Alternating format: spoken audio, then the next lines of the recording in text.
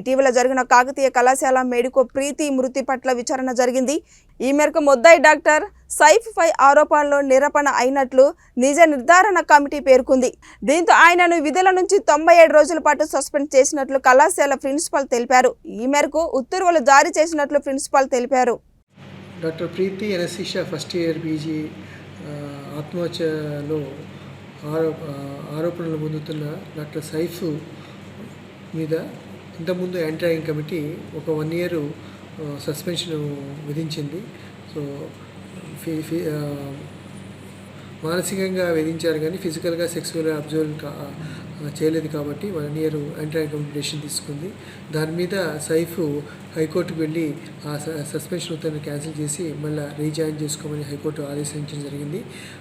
దానిలో భాగంగానే హైకోర్టు మళ్ళీ ఆయనకి తగినంత టైం ఇచ్చి ఆయన మళ్ళీ యాంటీ ర్యాగింగ్ కమిటీతో విచారణ చేసి నిర్ణయం తీసుకోమని ఆదేశించడం జరిగింది.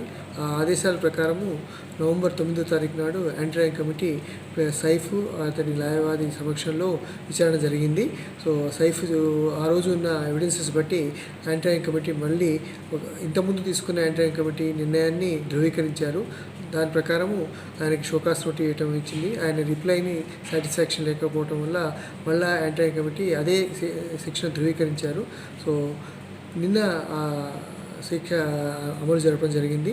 ఈ హైకోర్టు ఉత్తర్వుల ప్రకారం నిన్నటి వరకు సైఫ్ 97 రోజులు వర్క్ చేశారు. ఏదైతే 97 రోజులు వర్క్ చేశారో ఆ 97 రోజులని ఎక్స్టెన్షన్ వేయడం జరిగింది. సో పూర్తిగా సైఫ్కు ఈ కేసులో 365 రోజులు శిక్ష విధించడం జరిగింది.